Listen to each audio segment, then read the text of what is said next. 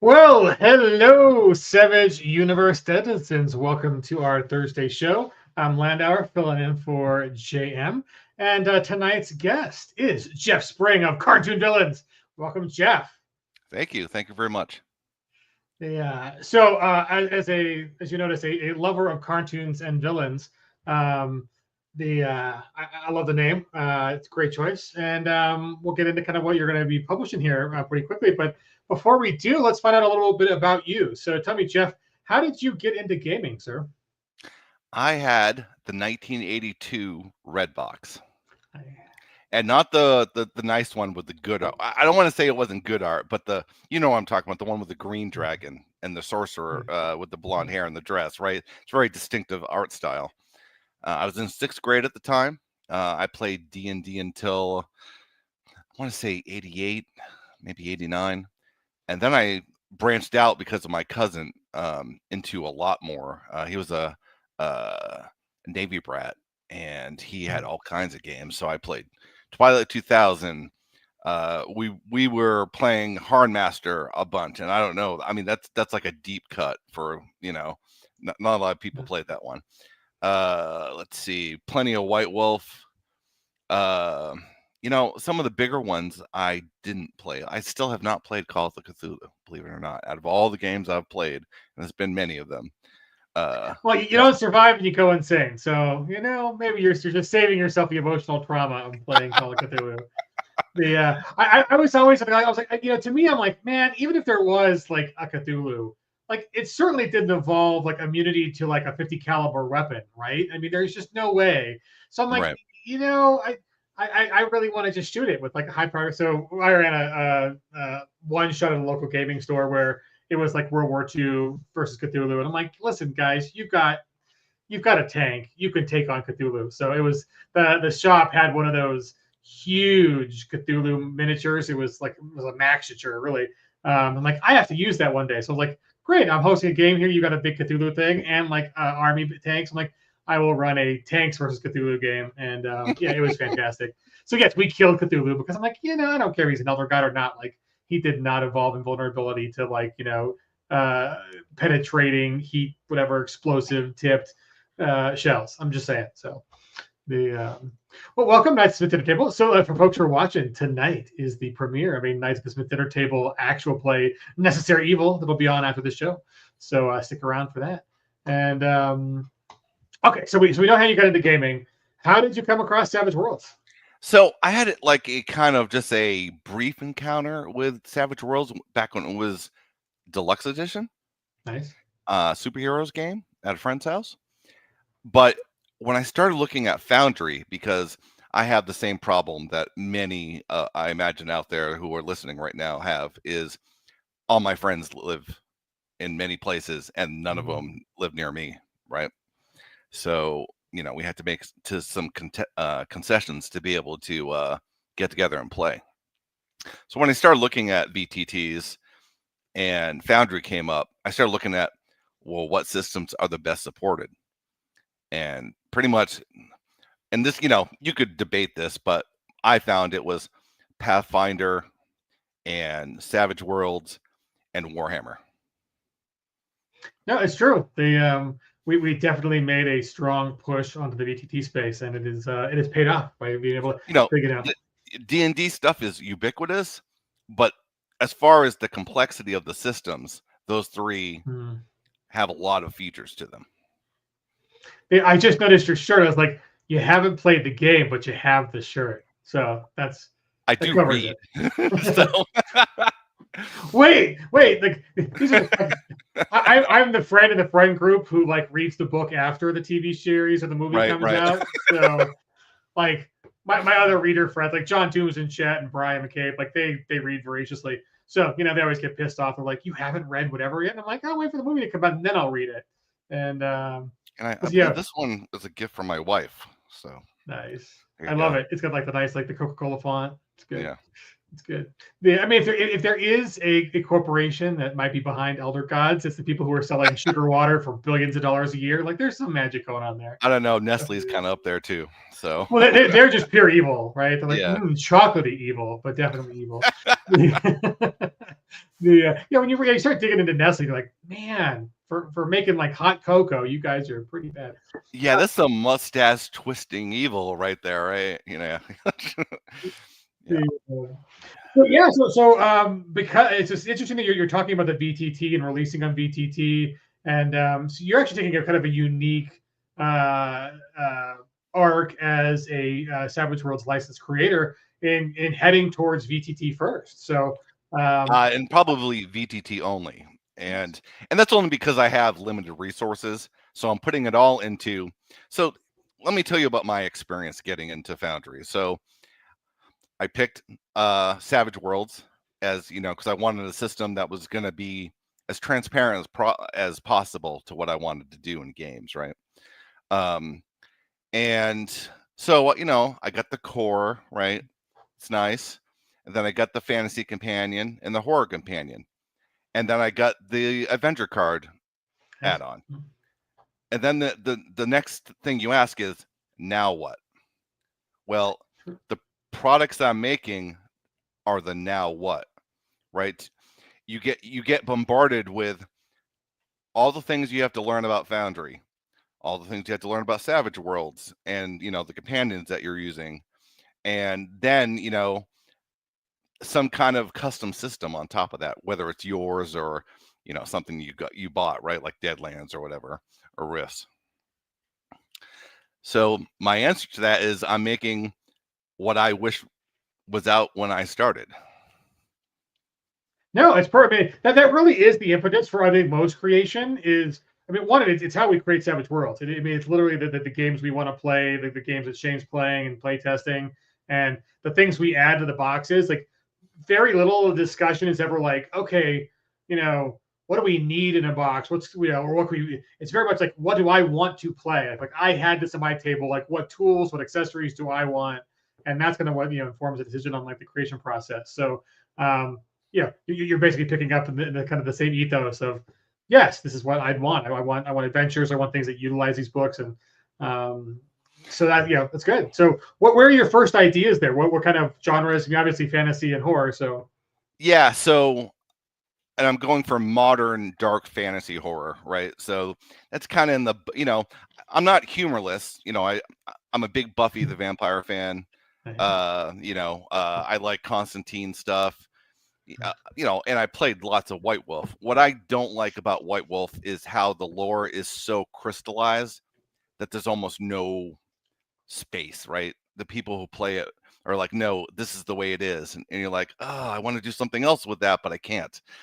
So I'm trying to do my setting in a way that I give you just enough that you can answer some questions, right, about, the setting and the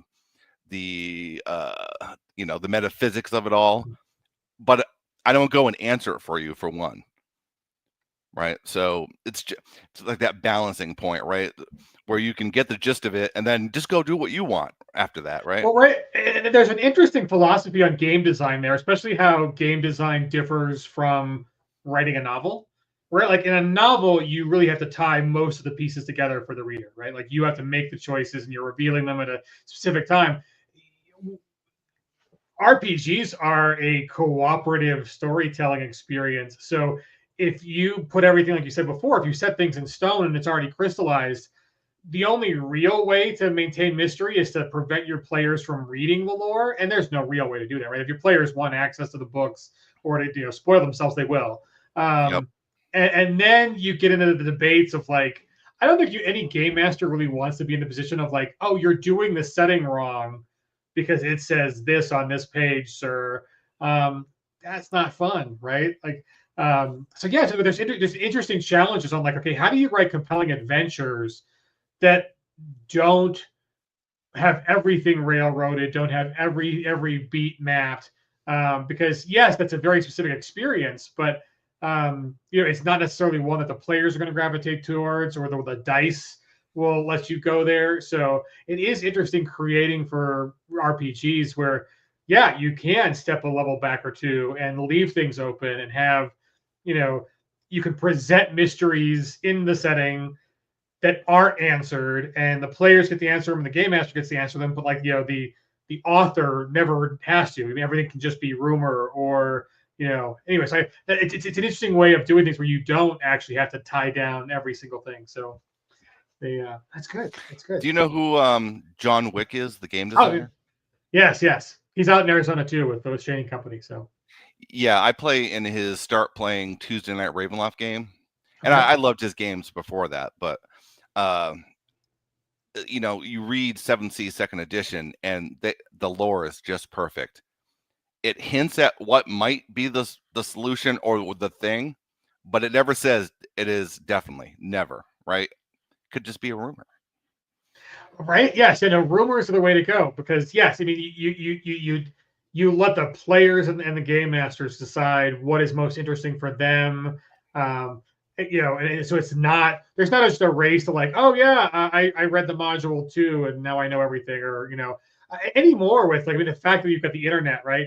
There are online forums for any kind of game where there are things in the setting that are kind of supposed to be secret, but I mean, fan art and people talking about them, and they're just whole adventures. They kind of get spoiled, and it's like, well, that you can kind of avoid that problem when things are, this is a rumor, or this is an interpretation, and you don't have to nail everything down. So I'm really attacking the problem from a meta. It's you'll see things in the setting that are very familiar and some that won't be, because there's other problems I'm trying to steer, right?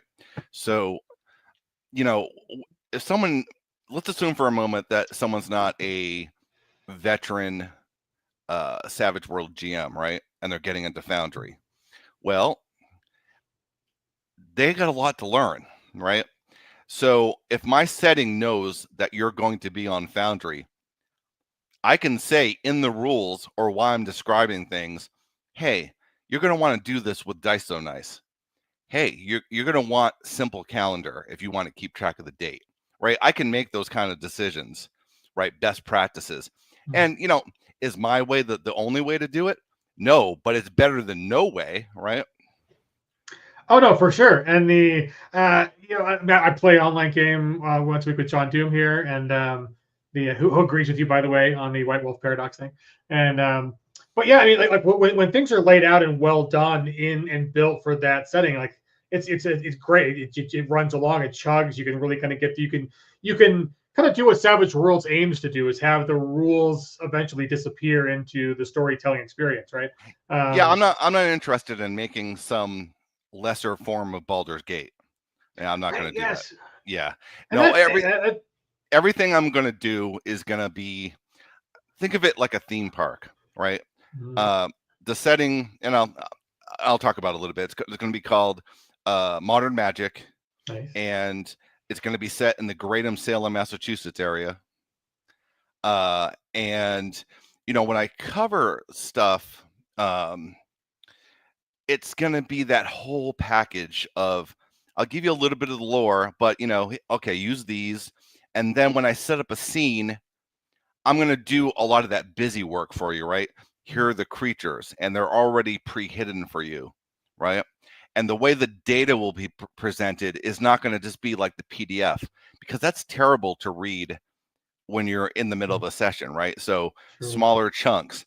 And the other thing I'm toying with, and I'm not sure if I'm going to do this yet, but imagine that each major portion, or maybe, each plot point, I'll do a YouTube style summary video that you can watch before you get in, right? Because I mean, you're already there and it plays videos, right? So like it's just a different way of looking at things. No, that's great. I think one, going multimedia is really excellent. That's where the internet and people's consumption is moving rapidly, and just really taking advantage of the medium too. I mean, the fact that it is a VTT, and it does have those capabilities. I don't think I've seen a VTT play video yet. I don't think any of the modules I've been involved with have that. But so that's kind of great. I'd love to see how you kind of pull that off. So so in the below in the chat, or not the chat, on the screen, there is the Cartoon Villains Discord. So folks listening in, if you want to keep up on updates and news that you can use, join the Discord, and I'll pop the link in the comments. You can just click on it because that's the easiest thing to do. And so let me get that in the comments here. But the so while I'm doing that, tell us about the Deck of Shadows and how that's kind of like the first step people can kind of experience. Yeah, so Play that.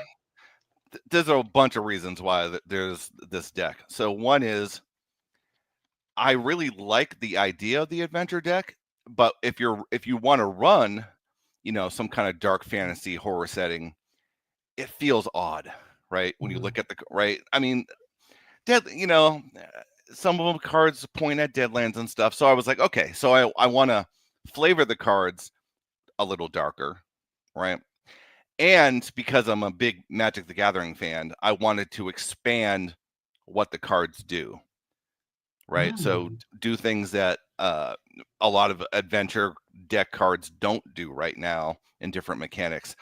And, there's small tweaks. Like, for instance, if you're supposed to pick up the cards and reshuffle them at the end of every game or at the beginning of every game, we're not going to do that, right? Because you can use deck mechanics like the discard and the deck, and you can do interesting things with that if you leave it alone. And there'll be some cards that have a little symbol on them. I think some of the cards that we're going to show have a little symbol on them. They are a once in a campaign card. Ooh. Right? Because they don't make sense. If they happen all the time, it's like, yeah. you don't want that to happen all the time. And the other thing is I wanted the cards to be, I wanted my players to feel like they were pulling one over on me when they got to play it. So some of them are they're ridiculously powerful, even more than the regular adventure cards. And there's a couple of cards in there that do bad things that don't happen in the other deck either. It's kind of like a high risk, high reward kind of thing. No, that's great. So let's show some folks. This is the art for the card backs. Love it. Looks very like embossed leather. Pretty awesome. So I picked out a couple that I was interested in, just kind of like the art and the names. Then you got some that are particularly interesting on the narrative side. So let's get to the first one. Every day is Groundhog Day. So what is the theme of this card? Well, besides being a big fan of the movie, I mean, obviously. So this is a new mechanic where this is not a card that you play at the beginning of the session where you normally refresh bennies and give out adventure cards. When someone draws this automatically happens. So you collect all the cards, all the hands, all the piles, shuffle everything up, and then everybody gets an additional card higher than what they normally get, and they can play an extra card for this session. Nice. That is excellent. That sounds like a lot of fun. Here's one that I picked out because I think I told the story before, but the Brian McCabe, it's probably 20 years ago at this point, was running an Unknown Armies game. And in one of the campaigns there's this it's like a reverse poker game where instead of like winning when you win the pot, like so in Unknown Armies, you have these interesting kind of powers. And like the character I had was he would gain magic charges when he was like physically injured.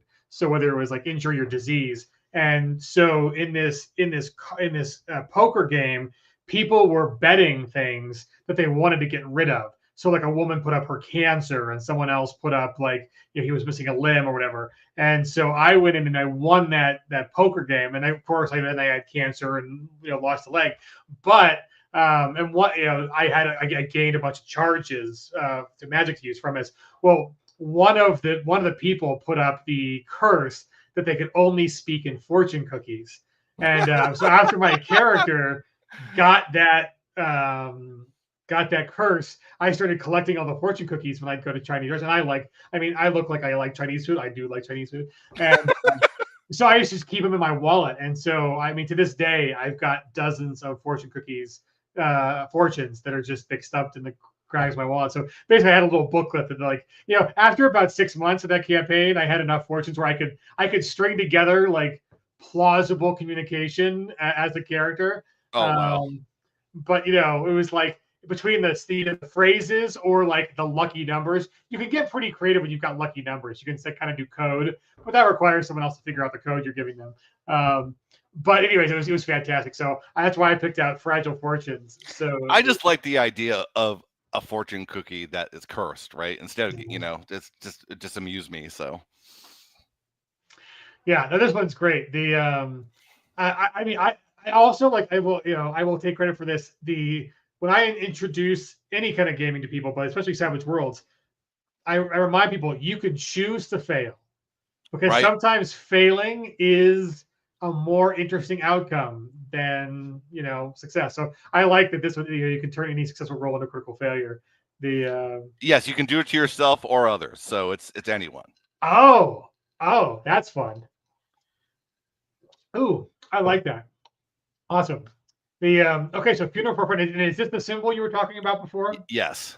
Okay. Like if you played this like 4 times in a campaign, that's a lot of dead friends. So, right? So, and forgive me, GMs that are potentially thinking about using my product.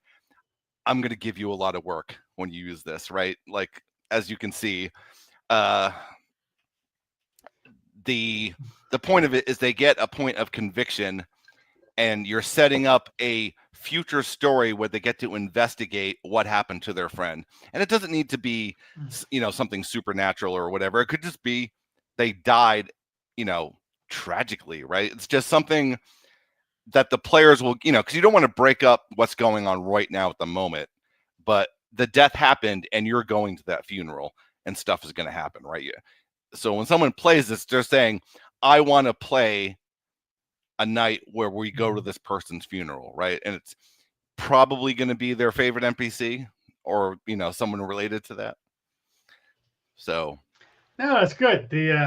I like the mix too. I think the nice thing about the adventure deck is there is a mix of narrative and crunch kind of effects. So I mean, the last card, the Force Cookie card, is very much a crunch card, right? Like that is strategic on when you're going to play on yourself or play it on an enemy. And then this one has both, right? Like conviction is clearly a crunch effect in the game.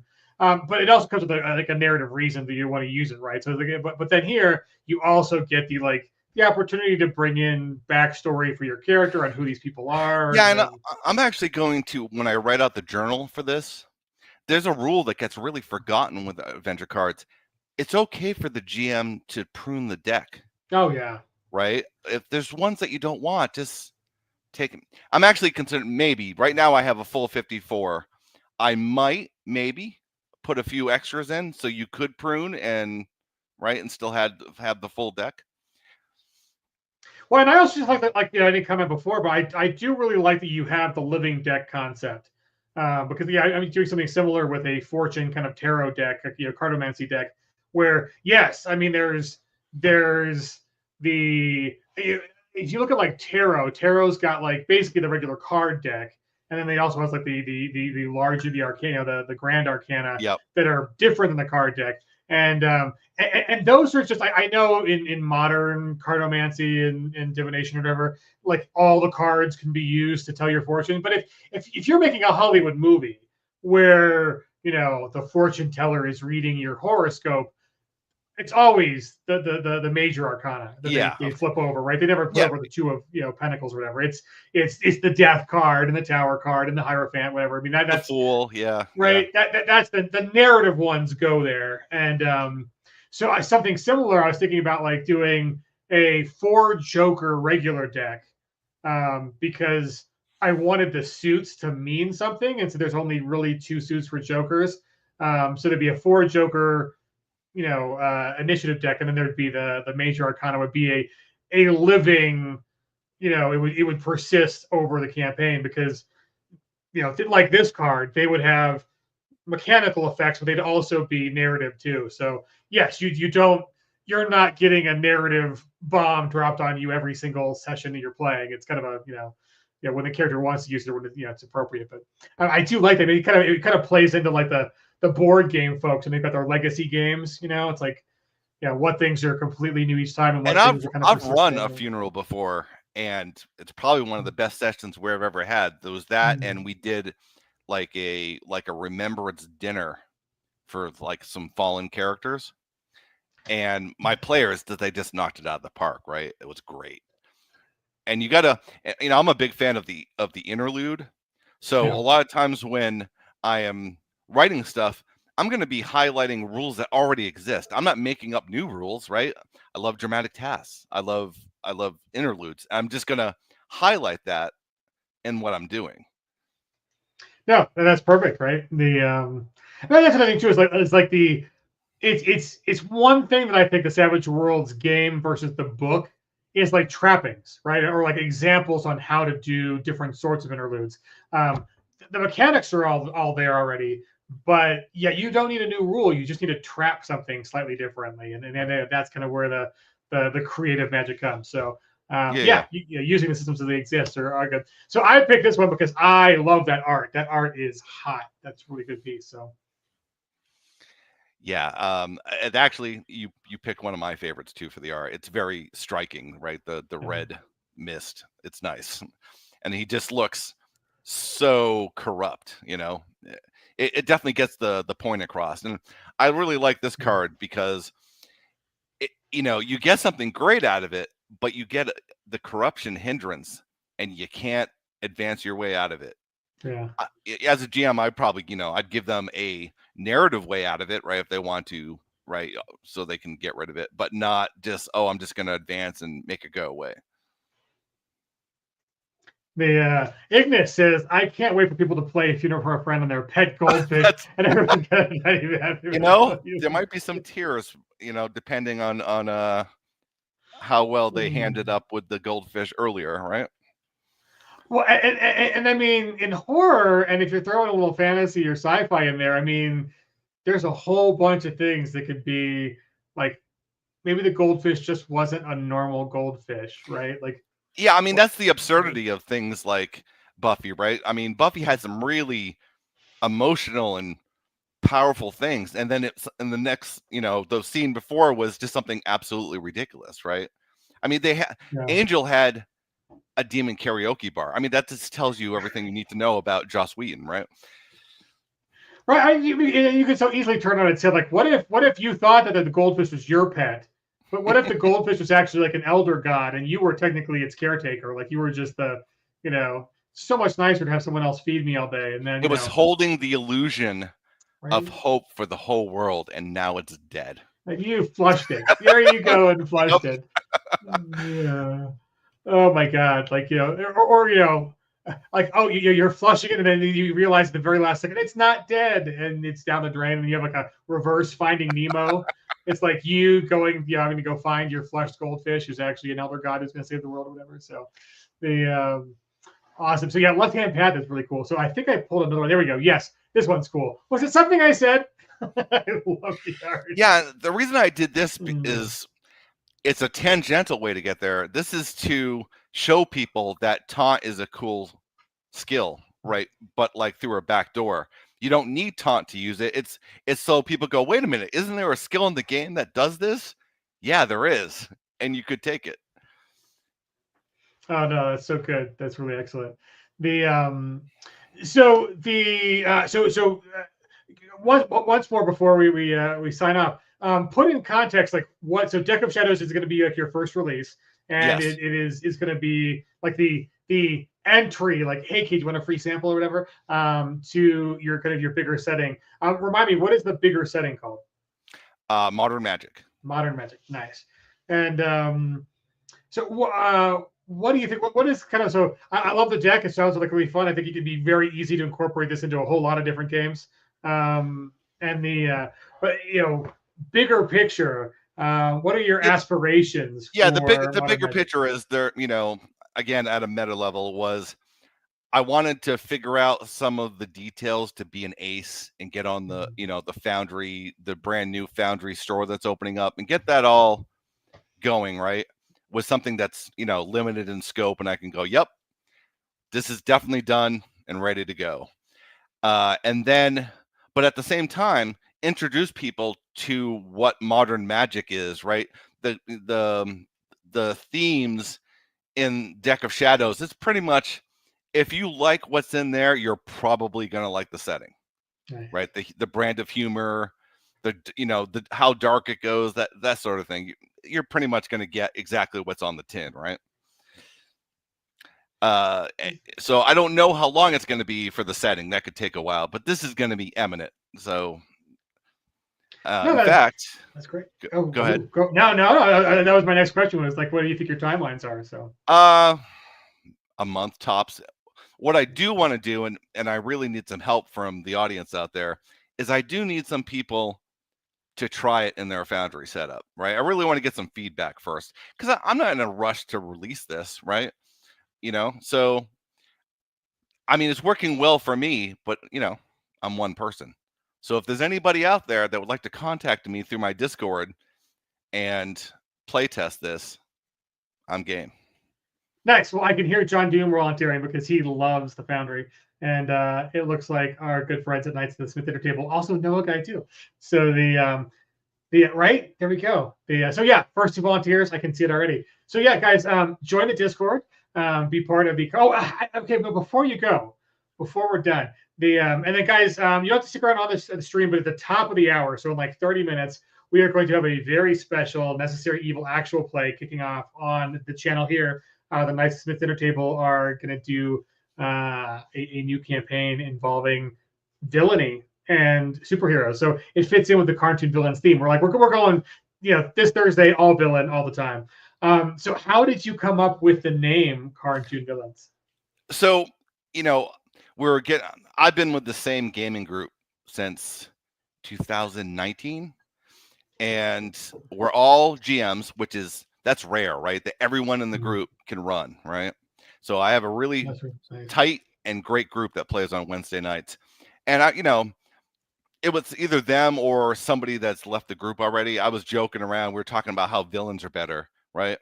And I was naming the Discord, and it came up, oh, we should do something with villains. And I said, yeah, but cartoon villains, because we're not all the way evil, right? Yeah, so that's where it came from. Nice, most excellent. I don't know if anybody out there, like, there's this like personality quiz that like businesses use for corporate bullshit called the MTBI, the Myers-Briggs. Yeah. The one I ended up in, I think it's INTJ. Every single example they have of like the real people or fake people, and then they're always a supervillain. It's always like Darth Vader, or the evil mastermind. And I'm like, I guess I just have to lean into it because there's like, there's some adjacent to it. They're like, oh yes, I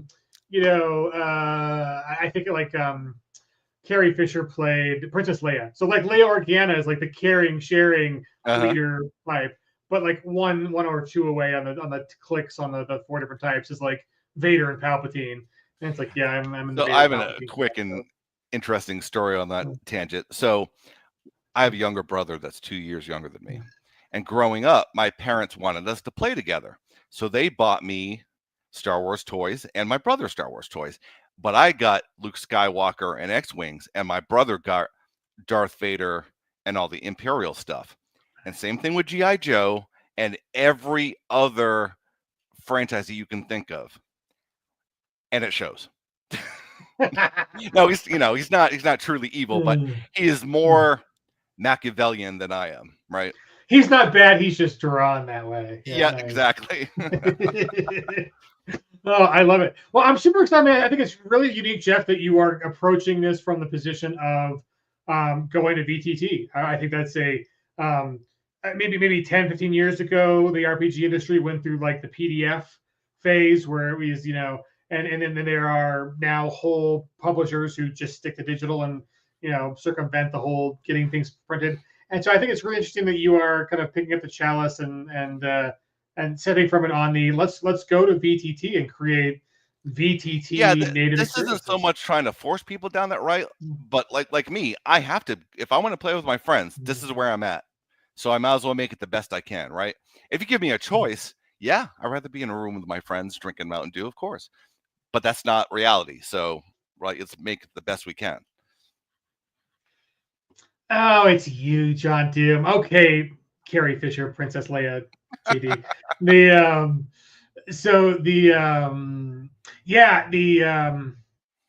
I mean, and ultimately, I think it's not a bad idea too, because if you think about it, like there are definitely subpar conversions from written material into VTT, where it was designed before VTT was a thing. It doesn't fully embrace all the capabilities. But I think going the other way, like let's say you release on VTT and Modern Magic it takes off. It's you decide to write more for it, and I think turning that into a printed book would be a much more preservative process than it would be to really love making a book and then be like, oh, I need a VTT, so let me have someone do it for me. Like if it's already really fully fleshed out as a VTT project, I can see how that's already kind of more than just a book, right? And so yeah, I mean, I think it's a good idea. And the other part of it is the delivery mechanism. I write software for a living. So I really enjoy the fact that if someone goes, hey, you made a spelling mistake here, or something's not quite right with your product, I can take 2 hours and they can get the fix right then. Right.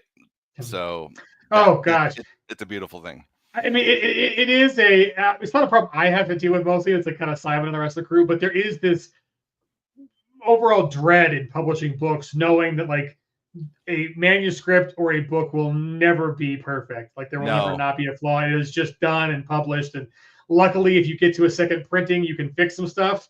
But even then, there's stuff gets through, and it's just like, oh no, how did this one get away from us? And so yeah, I mean, if it's digital, then it's like submit, done, fix, moving on.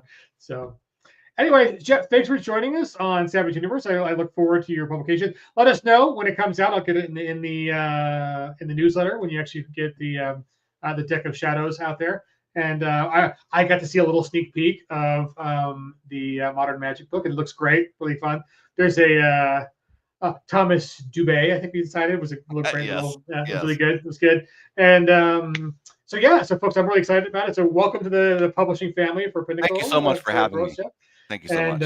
Yeah. So guys, go out there, join the Discord. You have gotten the links already, but I'll throw it up there one more time. It's discord.gg/cartoon-villains. So join the Discord. Just DM me, man. I'm looking for people who are hot to trot on this. I'm really excited.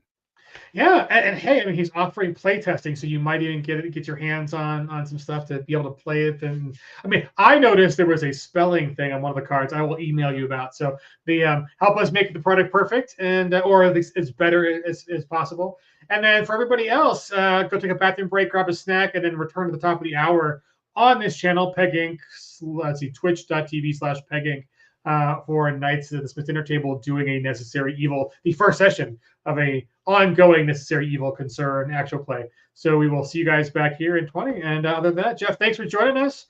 And everybody else this weekend, if you want to watch the show, stick around, come back. And then, look at, thanks for showing up, man. I mean, there's no commas in your sentences, so Alan. So I mean, you're okay. You're okay. But anyways, yeah. So stick around. Go for some food, take a bathroom break, come back in 20. And other than that, though, play some Savage Worlds out there, folks, and or be like Jeff and go write your next big thing, whether it's VTT, PDF, or a book, and get published and all that cool stuff. So other than that, friends, we appreciate you, and we will see you. I'm out of town next week, but I think JM will be back.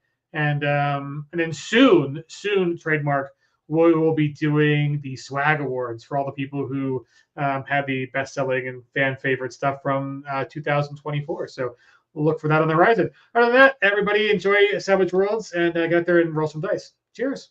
Thanks again, Jeff.